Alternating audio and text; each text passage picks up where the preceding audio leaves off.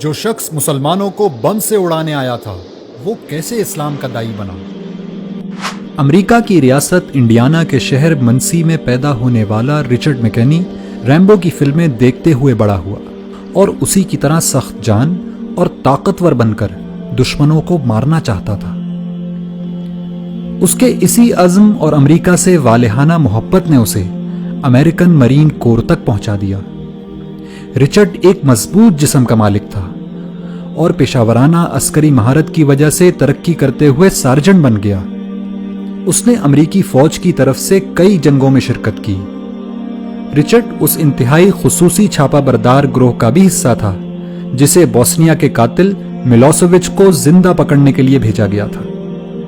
تمام بڑی بڑی جنگوں میں شرکت کرنے کی وجہ سے اس میں سخت دلی اور بالخصوص مسلمانوں سے شدید نفرت پیدا ہو چکی تھی۔ یہ نفرت اتنی بڑی کہ ایک دفعہ جوتے کی دکان میں اس نے 2 برقع پوش خواتین کو دیکھا تو ان کی گردنیں توڑنے کا ارادہ کر لیا تھا۔ اسی شدید نفرت کے سبب اس نے منسی میں مسلمانوں کی مسجد میں جمعے کے دن دھماکہ کرنے کا منصوبہ بنایا۔ اس کا منصوبہ تھا کہ وہ سینکڑوں مسلمانوں کو بم سے اڑا کر اپنی گاڑی میں بیٹھے ان کے چیتھڑے اڑتے دیکھے گا، لیکن قدرت کو کچھ اور ہی منظور تھا۔ مسجد کو بم سے اڑانے سے پہلے اس نے آخری دفعہ اسلام اور مسلمانوں کو جاننے کا فیصلہ کیا۔ رچرڈ مسجد میں داخل ہوا تو وہاں ایک نمازی نے اس کو خوش آمدید کہا اور پوچھا کہ کیا وہ اس کی کوئی مدد کر سکتا ہے۔ رچرڈ نے اس شخص سے اسلام کو جاننے کی خواہش ظاہر کی، چنانچہ اس نمازی نے اس کو قرآن مجید دے دیا اور کہا کہ آپ اس کو پڑھیے اور پڑھنے کے بعد جو سوالات آپ کے ذہن میں پیدا ہوں وہ ہم سے پوچھ لیجئے گا۔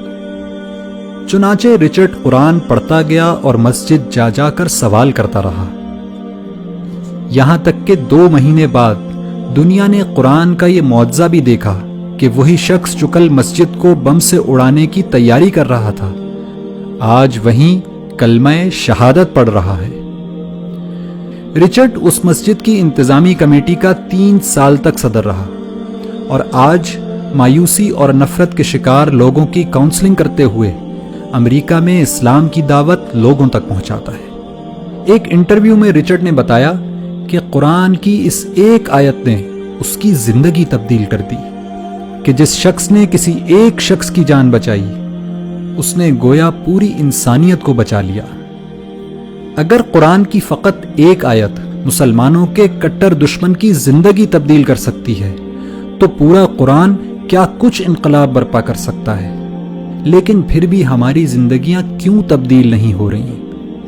اس کی وجہ صرف ایک ہے کہ رچرڈ نے قرآن کو پڑھا اور سمجھا، لیکن ہم قرآن کو صرف پڑھتے ہیں، سمجھتے نہیں، ورنہ یہ ممکن ہی نہیں کہ رچرڈ کی طرح ہماری زندگیاں بھی تبدیل نہ ہوں۔